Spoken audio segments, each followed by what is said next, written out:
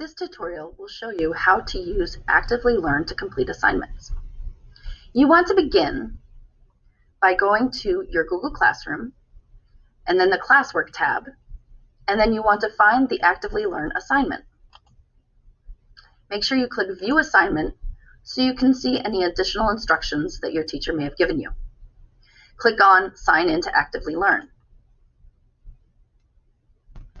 You will be brought to the Actively Learn sign-in page. You want to click Google. If you have previously signed in with Google, you may get this screen where you can simply pick which user you want to log in as. If you have not already used Google to sign in, you may be prompted for your username and password. Your username will be your student ID, which is a 9-digit number, at nsd42.net. The password will be your birthday in the standard birthday password format.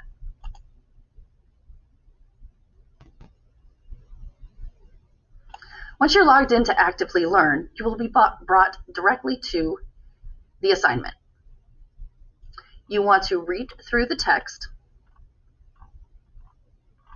and then answer the question. You can highlight text and choose to take a note.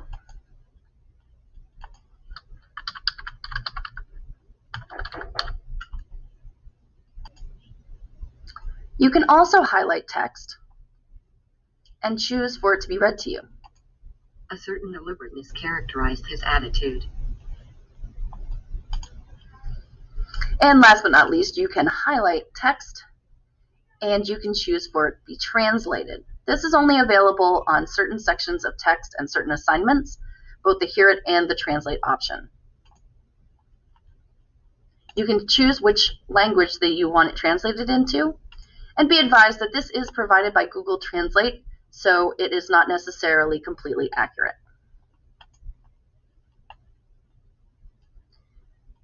Once you have read all the way through the section of text and come to a question, you want to answer the question.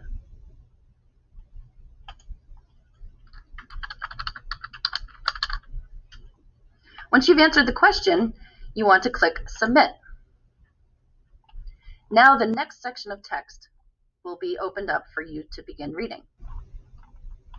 And again, you want to read through it carefully and then answer the question at the end. This will again open up the next section of text, and so on and so forth until you have completed the assignment. There are some tools at the top of the screen that can help you as you do your reading. You can click on the small and big T to open the text settings. This will allow you to change margins, spacing, text size, font, as well as the theme. There are many people who find it easier to read on a black screen with white text. So if you click the black box, it will switch. You can change these back at any time. If you click on the notifications bell at the top of the screen, you will see any notifications on your assignments or from your teachers.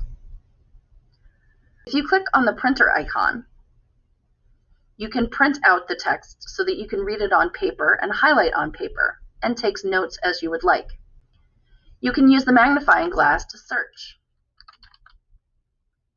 You can see here, if I do a search for Fang, I have one option that I can select now, but the other options aren't until later on in the text, so I cannot select them until that text has been opened up to read. You can click on the table of contents. Since we've only been assigned Chapter 3 for this assignment, that's the only chapter that we have available to us in the table of contents. But we can look at the questions, the ones that we've been given so far, and we can also view all the notes. This will include any notes from you, your teacher, or your classmates, unless you select only My Notes and Replies. This can be very useful if you want to print out all the notes for an additional assignment. If you click on the name of the assignment, the title of the book and a description will be brought up. If you would like the whole entire text to be read to you from the beginning, you can click on the triangle at the top right of the screen. Chapter 3. The Dominant Primordial Beast.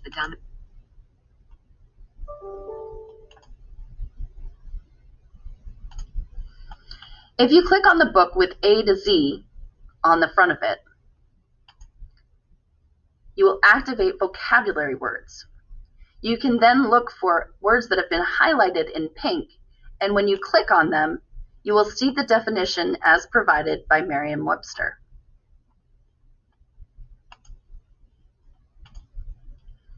You can also see your notes at any time by clicking on the sticky note icon at the top right.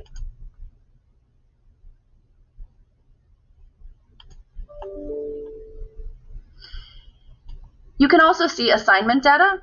This is how many questions you've answered and have submitted, how much progress you've made through all of the questions, how much time you have spent reading, etc.